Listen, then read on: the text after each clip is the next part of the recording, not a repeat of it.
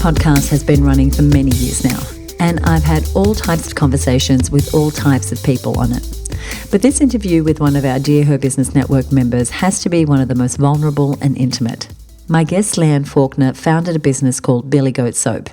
She went on to sell it, and she's now an advocate for small business mental health awareness. Now, she decided to leave the world of being a CEO, and she took an intentional step into work that she really believed in. And during this episode, Leanne shares with us her own journey dealing with mental health and how she came to realize how few resources there were specifically for women business owners out there. Hi, I'm Susie Daphnis. I'm the CEO at Her Business, and I am your host. Welcome to this episode of the Her Business podcast. Now, I mentioned that Leanne discovered that there were very few resources that were specifically for women business owners, which seems bizarre because, as we know, being a female entrepreneur and business owner can be extremely stressful and lonely, very isolating. And even if we have a support system in family and friends, that doesn't mean we have people who really understand the stresses of running a business. So if you're listening and you've been struggling recently, then this episode is for you. And please go ahead and look into Leanne's current work, which I have linked to in the show notes, and I'll give you those details later, because she has some really incredible resources available for women small business owners who are struggling with managing their mental health. Now, Leanne has both corporate and small business experience. She was the founder of Billy Goat Soap, a business that she sold. She then went into working quite deeply into small business mental health and being an advocate for that. And she now has a new business, which we'll hear her talk about. She's been a university lecturer in small business growth for a number of years. She's completed her PhD focused on understanding the mental health challenges of sole traders and micro businesses. And she helps business owners to work well. She's got a brand new business called Rereadable. She'll tell us about that. And she really understands the connection between skills, competence, and how that affects our confidence and how that impacts how stressed we feel at work. So she wanted to start something that helped others reduce their stress levels. So let's dive into this episode and hear what she has to say. Hey, Leanne, welcome to the show. Hi, Susie. Thank you for having me. We were just chatting just before getting started that it's been at least 10 years since we last spoke. And when we last spoke, you had a business called Billy Goat Soap, which made this incredible soap that was really good with people with skin conditions. But that's way, way back in the past now, right? Yeah, that's exactly right. In fact, I started Billy Goat in 2004. So it's 20 years old this year and still going, by the way, but I sold it in 2012. So, in 2012. Yeah, and it's been quite the journey since that sale as well, I have to say. Well, that's exactly why we're here today. You had a lot of growth. I remember the brand being everywhere, in the peak of that business's time. Can you share how the business's growth impacted your mental health, which is what we're here to talk about today, and what challenges you had and what changes you made? Yeah, that's a great question. Well, you're right. We had rapid growth, in fact, most years. So year on year, probably about 40% growth, which in hindsight is too fast, too quickly. It's often better to just plateau a little bit, catch your breath, catch up, and then go for growth again. But anyway, that growth year on year was too rapid. And what happened was we started to feel back in the day, the effects of the GFC after it had hit. And you might remember that after the GFC, retailing slowed down particularly. We had rapid growth up until that point, and we had quite a lot of business in the major department stores and major pharmacies. But the nature of retailing had changed at that time, and so those stores weren't actually getting the foot traffic in that they would normally be getting. And even though I think it was Prime Minister Rudd gave everybody, I don't know, $1,000 or something at the time, nobody woke up and went, "Oh, I'm going to go and buy soap." That just didn't happen. They were buying TVs and everything else. Right. And so none of that actually helped us at the time, and there was no other safety nets. And I felt that I had tried every single lever in my business book to be able to remain profitable, sustain the business, somehow keep our growth targets going. But in fact, I was unable to do that. And I increasingly felt that I was a failure. And that all these people around me, because we didn't really normalize what was going on in business, we didn't have those discussions. We really only looked at, those entrepreneurs that are probably more the exception than the rule, to be honest. And I felt if I was comparing myself to them, then I must be a failure, and that everyone around me must know what they're doing. And I clearly don't know what I was doing. And that negative inner talk eventually led to a diagnosis of situational depression. And despite I've not heard that term. Would you just explain that for me? It's depression that is triggered by the circumstance that you happen to be experiencing at that point in time. So it's not a chronic condition that you have in all instances. It depends on the situation that you find yourself in that can actually trigger a depressive state. So that was how I was diagnosed eventually. Well, I spent a lot of time where I actually couldn't go to work in the end because even though I was feeling very depressed and anxious and stressed about the business, initially I would go to work and I would drive to work in tears because I was worried and anxious and felt bad about what was going on in the business. I'd reapply my makeup in the car. Oh my I'd gosh, walk into my office, smile at everyone, say hello, because we had about 19 people working in the business by then, go straight to my office, close the door and have another good cry, get myself together, ready for our meeting. So we'd say we'd have our weekly meeting where we'd look at the numbers and what was going on in the business. And then that would become way too overwhelming for me, and I would physically have to take my body out of the business. So I would just pick up my briefcase and I would leave the office without actually saying a word to anybody. They would just look around and go, "Where is she? Like, what is she doing?" I'd get in my car, very difficult, drive to the lake, have a really good cry and not go back to work that day. Wow. I mean, that is like I can feel, I have a lot of emotion just coming up, just listening to that story, because I know that the women who are listening have their version of that when things aren't working, especially when they've worked for a while. Oh, and then absolutely. You're pulling out every tool in your toolkit and nothing is working. And the depression or the feeling is specifically about that thing of feeling like you can't make it work, of feeling like you're the only one who's not making it work. And I totally relate to that. And having worked with women now, you and I have known each other many years, it's coming up to 30 years next year. Yes. I see this time and time again. And I know that what you noticed was that there wasn't actually a whole lot of support. I mean, the fact that you got that diagnosis that many years ago is actually even quite amazing. But the fact that I know that you said that you didn't find that there was actually a lot of support for that sort of condition out there. So how did that influence you, and how did it help you make some decisions about the advocacy work you've gone on to do? Well, yeah, you're absolutely right. So one of the symptoms of depression is often insomnia, and that was definitely me. So I couldn't sleep. So I would sit at my computer late at night, Googling small business owner feeling anxious, entrepreneur with depression, small business owner not coping, just to see if there was anything out there for me, because there was a lot out there for the general public, which is fantastic.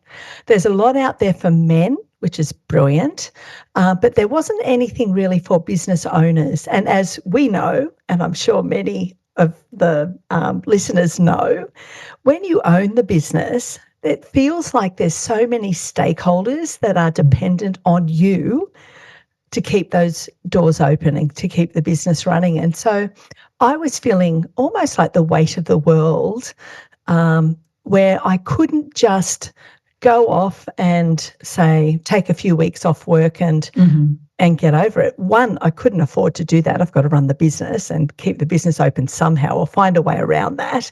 And secondly, what happens to all those stakeholders like customers, staff, suppliers, the bank? What happens to all of these other stakeholders that would wonder where I was? And so that really started me on this journey to say, we need to do more for the owners of small business and not just the employees, because if the owner's not well, as Peter Strong from Cosbo used to say all the time, if the owners are not well, the business can't be well because we're so small. So that kind of really, I look back now and I do joke about it now because I guess, you know, a lot of time has passed. Right. The benefit has been because I ended up having a breakdown. So because I had a breakdown and was unable to work, it actually put me on this path working as a small business mental health advocate because I realised there wasn't enough out there for us, and that got me going. I love that. And you said you have a PhD in this. I love that there's someone committed to our well-being in the way that you are. What are some of the early warning signs of mental health issues that small business owners should be aware of? Like you said, insomnia, and that could be a lot of us. What was there anything else? Obviously, the tears. Anything else that we should be kind of watching out for? Yes, I think we need to be very mindful of when the habit of us and whoever we are as a person changes for a long period of time. Now, we all have bad days and we all have sad days, and that's okay. That's healthy. That's part of the mental health continuum. But it's when we have a sad day or a bad day for a week, 2 weeks, a month, or a quarter. And the platitudes of pull yourself together, you know, you can do it, and what doesn't kill you makes you stronger, all of those things, just simply water off a duck's back. That doesn't work, right? So when we start to see changes in behaviour, that's a very noticeable one. So perhaps becoming more irritable more regularly. Avoidance is a very classic sign of stress at work. So say, for example, you're overdue on a BAS, and suddenly you're not going to answer your phone. If anybody's calling you, you're going to let it go to voicemail because you just can't deal with it. Not appearance and dress, not the same as it normally is. Not going to anything outside of work. So you might have a hobby that suddenly you feel like you don't have time for, or you don't go to the gym anymore because I've just got to work. For me, it was noticing all the times when my body went to events. So I went to many kids' sporting events. I went to my children's, you know, primary school graduation ceremonies. I went to family dinners for everyone for birthdays, and my body was there, but my brain was at work. Yeah. And I get it. Having that reflection time and realising that a whole event has gone by and you don't even know what people have been saying at the table, that's definitely a red flag that it's time to take some steps. Yeah, wow. So being that unpresent in your life, like you said, you're going through the motions, but you're not there. Exactly. What advice would you give small business owners to help them maintain their mental health? And then I do want to ask you, you know, where do we go for help? You know, can we take care of this ourselves? Do we need to seek professional help? So drawing from your experience, let me go back to my original question, which is, what advice would you give to current small business owners to help them maintain their mental health? I think let me give you an analogy. I hate going to the dentist, so I brush my teeth twice a day. I really like being able to think at an optimum level and to be engaged. And when my family comes and talks to me, I like to be present to them and actually hear what they're saying. The way that I can do that is to make an investment in myself, just like I brush my teeth twice a day. So I walk every morning. My husband and I, we walk every morning. I have a therapist that I go and see when I'm starting to realise. I spend a lot of time in reflection so that I've got some self-awareness about the thoughts I'm thinking. Is that journaling, or what is that for you? Actually, no, for me it's meditative time. So it's quiet time on my own. So I even have a Google reminder in my Google Home that says, hey, it's 12 o'clock, time for meditation, which might actually just be quiet thinking time. So I'm very aware of what self-awareness of what I'm thinking at that particular time. The other thing that I have that I would recommend everybody deserves to have is a goose. So You remember Top Gun, right? I love. Right. My brain was doing spinning going, what do you mean? Yeah. I do remember Top Gun. Okay. So anyone who's seen me speak knows I'm a Tomophile, right? I'm a Tom Cruise girl, right? Okay. But if you think about Top Gun, Maverick had Goose. Yeah. And Goose is that person that stands by you, listens to you, gives you space, an unconditional positive regard without actually telling you what to do or what has to change. And everybody deserves a Goose, which is that person that you can trust without any reservation and tell them how you're feeling. And perhaps you might have to practice some hard conversations with them that you know are going to come up in your business. But the moment you're able to talk through what's on your mind, it is that old adage, a problem shared is a problem halved. The moment you're able to talk that through, where that person just listens to you. My Goose, who happens to be my bestie, she's fantastic. So she will say to me, "You're a really smart woman, Leanne. I know you're going to work it out. I can hear the stress in your voice. I'm really sorry that you're feeling stressed, but I know you're going to be okay." She doesn't tell me what to do. I love that. She just tells me. I love that. And she's not trying to fix it. She's not trying to fix it. She's just being there for you. She's there. She's with you in the cave. And she's like, but she's not, bringing herself down. She's not trying to lift you up. She's just validating that she's seeing you, she's hearing you, she believes in you. And that is so important. And I love that terminology, that having a Goose. Yeah, everyone needs a Goose. And look, it's one of the reasons why I really do admire the Her Business group, because there are so many like-minded. That group atmosphere that is part of Her Business is beautiful because it's supportive, it's unconditional, it's safe.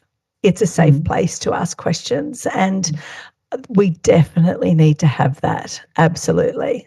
Thank you. It's something I'm very proud of, is the culture within Her Business, where we really are there not to compete with each other, but really to support each other. And we even have structures inside of Her Business called our growth groups, which is groups of up to 6 women who meet periodically, either fortnightly or monthly, and they are just there to be each other's sounding board. And you bring a nuance to that that I hadn't had top of mind before, and that is, we're not there to fix each other. We're really there just to be present with each other. And that's certainly something that came out in my research, doing my PhD around the mental health of definitely micro business owners and sole traders, is those that were really thriving, and they still had tough times, but they were thriving in their business, were the ones who did practice connection. So they went to networking groups, not necessarily because I'm going to make a sale and this is going to be good for business. It's the incidental connection and the shared understanding that comes from being actively involved in these sorts of groups that is so good for your mental health. Where does professional support on mental health fit in, do you think, for women who might be feeling, you know what, I really think I need that help? Well, nowadays, if you were to be up late at night and Google entrepreneur and depression, you would find that there's actually quite a lot of resources out there. And I'm really proud of that. And I'm proud that I've been a part of so many of them. I would definitely suggest a couple of very good resources. There's one called New Access for small business owners, and that is actually, it's organised by Beyond Blue. It's got federal government funding because it's such a good program. Right. Okay. But it's actually facilitated by business coaches who've also done some training in the area of mental health, courtesy of Beyond Blue. And that's called New Access, NEW Access. Yes. Great. We'll put a link to that in our show notes. Terrific for small business owners. There's also a great resource site called Ahead for Business. I love that. That's clever. Yes, which is aimed specifically for small business owners, and it's full of a number of resources. around. It's a bit like a portal, so it brings everything into one spot with where you can go to actually reach out. And the other that I really like at the moment is called the Small Business Debt Helpline. This is a fantastic resource because these are actually financial counsellors trained in the area of small business. So if you need somebody to help support you, perhaps you need someone to help advocate for you because you've got a debt that needs to be managed and it's keeping you awake at night, please get onto them because that is a fantastic resource that once again has been federally funded by the government because they're doing such a fantastic job in the small business community. So Thank you so much. Resources. We will put links to those in our show notes. Is any part of your work published of your findings? Yes, you can find a summary of some of my tentative findings and I'll have to send you the link, Susie, but it's actually at CIRA, which is the State Insurance Regulatory Authority. So there's some findings, industry reports that are published there. Great. We'll put a link. Great, excellent. And I will be doing a bit of a slide deck that will try and summarise the key points of the PhD, which was very, very interesting, in fact, a very different way to think about caring for yourself at work. I love that. Now, you've already said, you walk with your husband. I know for me, exercise is definitely very good for my mental health, especially solo runs. If I can get out there on my own, that's even better than a walk with my partner, which I also love, but just me out there on my own is really great. Do you have any other techniques that you think would help build resilience, especially when people are feeling challenged? Yes, I do. And this is the kicker, I think. Step one is you have to be honest with yourself. So you need to notice, look, I'm not sleeping at night. I'm snappy with the kids. I'm not going out with the girls on the weekend. So the very first step you have to do is be honest with what's going on for you. The second thing, and this is a key learning from my PhD, and I'll just touch on it for now, is taking a moment to think about what is it that is making me feel anxious. And quite often, and this is the key of my findings, quite often it's got to do with I don't feel that I have ultimate control over what I'm doing. So really think of it like Thor with Thor's hammer. What is it that makes you feel powerful at work? And I'm not talking Dr. Evil powerful. I'm talking Yoda powerful, use the force. I love your references, Leanne. This is great. So the question is, what do I need to be doing in my business that helps to give me a bit more control over what I do? Because if I understand that, that's actually going to make me feel more powerful at work. Power gives me choice, and choice actually helps me to feel less stressed at work. So, for example, if I don't have a good sales funnel, for example, if I don't understand sales or how to build a sales funnel or have a forecast, I may find myself constantly running on the hamster wheel, saying yes to everything. And I often use this little analogy around Joe. So say, for example, Joe wants me to do work. If I don't have a sales forecast and see what's coming up, I probably might feel I have to say yes to Joe, even if I don't like Joe. Because I've got to pay my bills, got to pay the mortgage. Whereas if I have a sales forecast and I feel confident that I've got sales coming from other areas over a 3-month period, say, even 1 month will do, 3-month period, then it's going to give me more confidence to be able to say to Joe, at the moment, Joe, unfortunately, I can't help you, but I can recommend you to somebody else, for example. And suddenly I've taken back control. And having that control and power is actually very, very good for my mental health. So I would definitely recommend anybody listening who's feeling a little bit, not quite right, take a moment, be honest with yourself, write it down over a cup of tea one morning, eat the list after if you want to, but write it down and say, what are the things that need to happen in my business that when they do, I feel really good and I feel powerful. Because sometimes if we're feeling stressed and anxious, it's because some of those things that we would normally have that make us feel great are just not there. And so we need to then go back and just concentrate on that one, first things first, on that one thing and go, okay, I'm on the hamster wheel. I don't have a forecast. I'm actually going to spend my morning, like I have scheduled with you, by the way, in a couple of weeks. Couple of weeks when we do our strategy meeting. Exactly. Yes. I have that scheduled because I understand that these sorts of tools and opportunities actually have a direct link to my mental health because it will make me feel powerful at work and in control. Oh my gosh, I am so excited, and I'm so excited to learn more about the studies that you did. Now, tell me about feeling competent and how that impacts our mood. Yeah, this is really interesting. Look, perhaps you might argue that it's quite obvious, but this is a standout for me in the research. Is this notion that the more competent or confident I feel, and that's actually linked to power, isn't it, really? Because if I know, for example, how to do a cash flow forecast, then I can relax and I'm going to have money in the bank.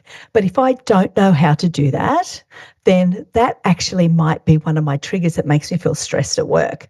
So I understand that if I feel competent and able to do the key things a small business owner would need to do, and confident that I can do it, then that's actually a direct link to my mental health, because the more confidence I have, the more powerful I feel at work. And that actually contributes to me feeling less anxious and stressed at work.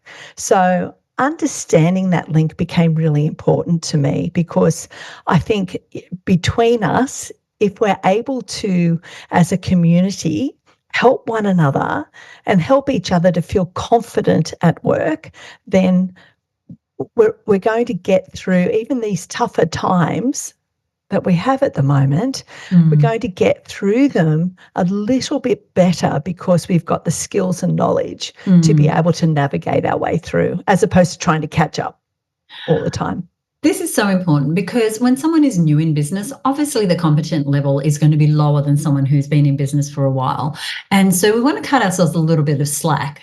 Right. Around that. But also, if you're going into a new market, or you're changing your ideal client, or you used to work one-on-one and now you want to work one-on-many, or you had $100,000 business, but now you're breaking 500,000 and now you have team, all these things are areas of competence that we can learn, and that it just takes time, and it takes putting ourselves in the way of that education. That's why I'm so proud of what we do in helping upskill women, because with that competence comes the confidence and the power. And I love one definition that I learned many years ago of power is our ability to do, our ability to take action. And when we have the competence, we've built that skill level, then our ability to do, our power automatically goes up. Absolutely. And understanding that it's an iterative process. It never stops, and it depends on where we are in our business. So, for example, if I'm working 50 or 60 hours in a week in a brand new business, that may be a badge of honor because I'm getting my business off the ground. I've got adrenaline. I'm going for it. If I'm working 50 or 60 hours a week and I've been in my business for 15 years, that's actually quite a different conversation, because that may actually foster resentment, burnout. What am I doing? Do I have the right systems in place? What have I done? What are my goals? So the context, as you've said, Susie, will change as my business experience changes. It's not necessarily one size fits all. We have to be mindful of how long have we been in business, what sector are we in, what are we doing? So, and adjust accordingly, keep growing, keep learning. For those of us who have teams, even though we're small business owners, we're part of that micro business category that you mentioned earlier, or we're growing teams. What is our role, do you feel, in supporting our team's mental health? Good question. The first thing is look after your own mental health and model great behavior. So the weekends, or flexibility. So if the weekends are weekend time, everybody should be out enjoying that sort of practice. look at the resources that are available to help you foster mentally healthy workplaces. And there are lots of free resources out there if you are managing a team. The first port of call, regardless of the state that you're in, would be Safe Work. In your state. So in New South Wales, it's Safe Work New South Wales. I think in Victoria, they're called VicSafe, I think it is. So go to your local and they'll have resources specifically for small businesses and small business owners to help you actually establish mentally healthy workplaces. And that's got a whole lot of action around the corporate culture that we create in our businesses, the way we design jobs for our teams. Do we give them some control and input? Do we allow them the freedom to run with the job? It's got to do with having conversations about mental health at work and normalizing those conversations. And at the same time, having private spaces and safe opportunities for team members to come and talk to you if there's, if they're feeling that things are a bit of a struggle for them. We want to try and create a culture that says you can come and talk to me, doors closed, we'll keep the conversation private and I'll see how I can support you. And then having the resources available. You don't have to be a counsellor, you're never expected to do that, but having some good resources, maybe you've got the local doctor's number, maybe you've got some counselling numbers, you've gone to Ahead for Business, you've got some resources from there. Maybe you're adopting a campaign for Are You OK Day and putting some posters up and having a conversation which just allows it to be a safe space to talk about mental health at work. Thank you so much. You are about to launch a brand new business, and I want to give you an opportunity to tell us a little bit about it. It's called Rereadable, and the URL is rereadable.com.au. Tell us about this new venture. Oh, thank you. Yes, it is, rereadable.com.au. It's essentially, an online bookstore, but it's just for business books, both brand new and some secondhand titles that I think really deserve some extra life in them. And so it's any category to do with business. So understanding competence and confidence is linked to mental health. That's why I started the business. And on that site, I also have what's called the Book Concierge service, where you can go to the site, go to Book Concierge, tell me about yourself and what your current problem or challenge is that you're facing. And I will personally recommend a book to you that will help to solve that problem. So that's Book Concierge at Rereadable. I love that. As a total book geek, I love it. I mean, the Amazon guys here every other day dropping a book. I haven't read them all, but I've got a nice little pile that I'm working on. And I love anything to do with mental health, human potential, all those sorts of things. And of course, business. So I will definitely be checking that out. Excellent. Leanne, thank you so much for being here. Is there anything you'd like to leave us with? Look, one little thing to remember, and that is that you are not your business. So your business will go up and down, have good times and bad times. Doesn't mean that you're not the wonderful person that you always are. Thank you so much for a wonderful time together. Congratulations on the new business, and thank you for the work that you do on behalf of our community. It's such a pleasure to have someone who's advocating on our behalf. Thank you so much. Thanks, Susie. In the interview, Leanne said something that really struck a chord with me. She said that when she was experiencing the worst of her situational depression, she constantly thought, I must be a failure. Everyone else around me must know what they're doing and I must be the failure. Now, how raw is that? How real is that? And how many of us have thought the exact same thing? I know that I've thought about it many times, and I bet that every woman business owner has her own version of that same voice in her head. We're constantly dealing with comparison, with imposter syndrome, because everybody's great at putting on the good face, putting on the act that we're doing just fine and that everything is amazing. And that's why we're talking about this. Hearing the raw vulnerability from Leanne is so important, because we need to start normalizing having these conversations and talking honestly about what we're struggling with. I also think there's another reason why having community around you, community that understands the ins and outs, the ups and downs of business, is so essential. For me, having community around me, having resources, having people who've done the things that I want to do, who made all the mistakes that I'm making and can so relate to me, that has made all the difference to how I am impacted by things like imposter syndrome and self-doubt and how I deal with that. And just having a cheering squad behind me on bad days or a group of people to be inspired by has made such a difference to how I manage the stress of day-to-day business. Now, for me, that community is the Her Business community. It's the Her Business Network. And so if you're feeling like you want a little bit of relief and you want to be around people who really understand, then check us out. Learn more about the community. It is such a supportive community of women who are really collaborative, who really work together, as you heard Leanne say in the interview. And you can learn more about us at herbusinessnetwork.com. I love doing this show for you. I appreciate you listening and sharing the show with your friends. I love it when I get a comment from you. So I'd love to know, what are you taking away from this interview with Leanne?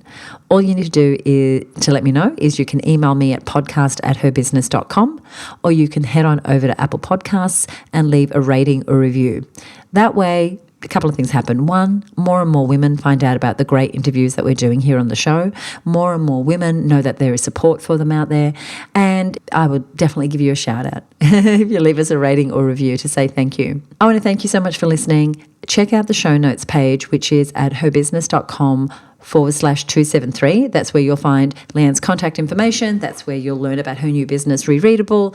That is where you'll also find a link to any relevant episodes that we mentioned here today, and of course to join the Her Business Network.